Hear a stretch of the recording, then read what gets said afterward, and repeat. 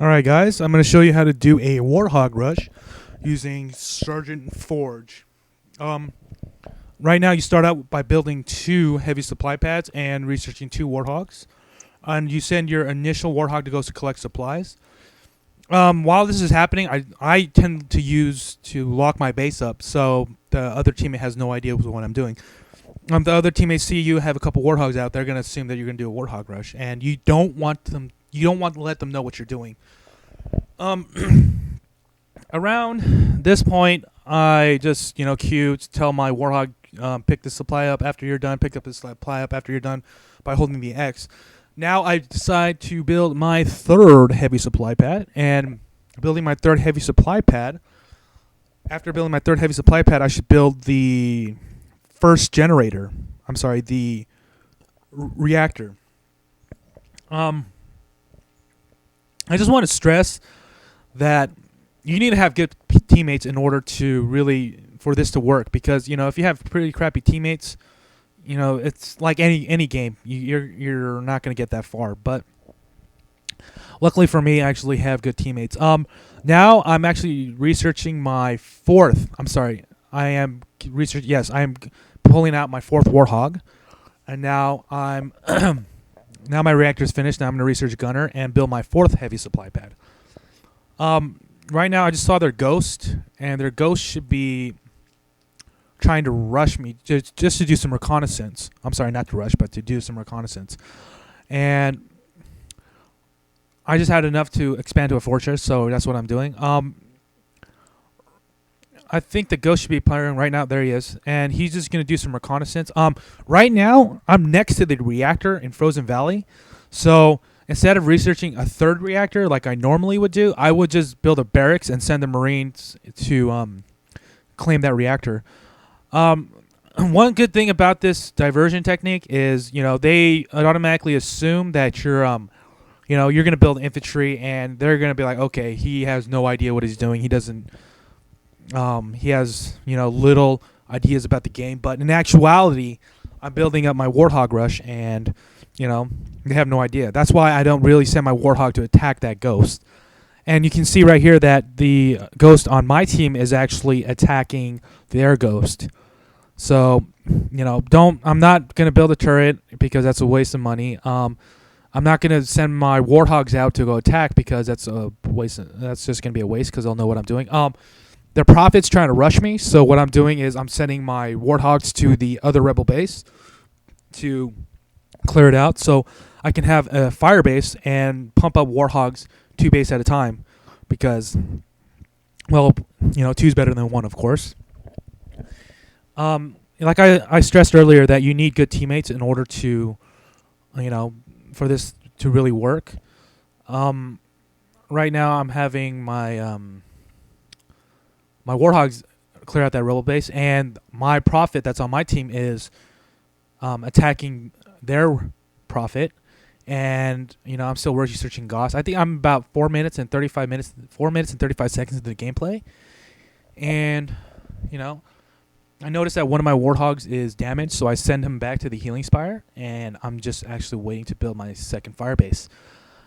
I think I'm halfway done through researching Gauss, and they just recalled their prophet because now they have enough reconnaissance to know what they think I'm doing. But they have little idea of what I'm doing right now. So I'm actually sending 3 of my Warthogs to go clear out the other rebel base.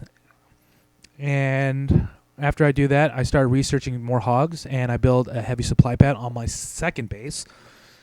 And after I clear out that base, I move my Warthogs into position, and I see the other rebel base is not cleared out. So I'm thinking, okay, he's probably doing something. Right now, you see that he has a couple Warthogs, but his Warthogs with just chain gun has no, it's no match against my Warthogs with Gauss cannons. I realize that he has turrets, which is an excellent counter against a Warthog rush. So I decide to not rush in and to clear out the 2nd base. And I'm talking to my teammate right now, which you guys can't hear, but I'm telling him that, yeah, we should attack this base. And he says, yeah, he's going to send in a couple Banshees. So right now I'm just clearing out the base, just to buy some time, get some supplies. and just to make it look like I'm attacking, but I'm not. So I'm actually waiting for the Banshees to come in, and once the Banshees come in, I should be able to start attacking. Now the Prophet came back, and I'm just hitting him up and then running back, hitting him up and retreating.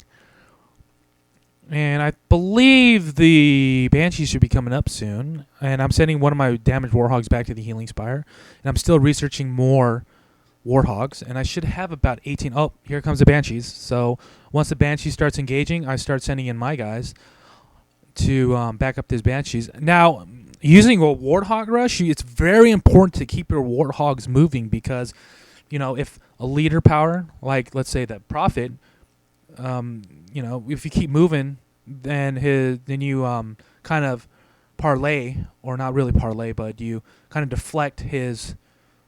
Well, you minimize his damage by his special ability, and also the UNSC special abilities. You'll be able to dodge it. Like, for instance, it's Anders. Anders has the Cairo bomb, and if she freezes my units, then the turrets can be able to take out my Warthogs like they're nothing. Right now, I'm just clearing out his his turrets, and I'm just slowly taking his base. And you see right now he just dropped his Cairo bomb, but I just kept moving it. And the Prophet special ability, he's trying to hurt my units. But right now, I'm seeing it's about like 7 minutes in the gameplay. The Prophet's upgraded, and if it's 7 minutes for the Prophet to upgrade, then I'm gonna assume that he really has nothing because he just focused all his attention on building up his Prophet. Now I see the base is being slowly destroyed, so I decide to use Carpet Bomb to clear out his base. And now we see vampires coming in, and I decide to just attack his vampires and move over to the Healing Spire to heal up my damaged Warthogs.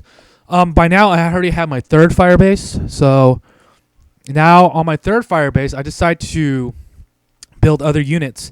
And since I saw some vampires and that Prophet flying, I decide to build Wolverines. But I'm still researching Warthogs, of course. But now you see me build a vehicle depot. Now my teammate is bringing some Locusts in. And at this point, I feel like we've won this game because now it's 2-on-1.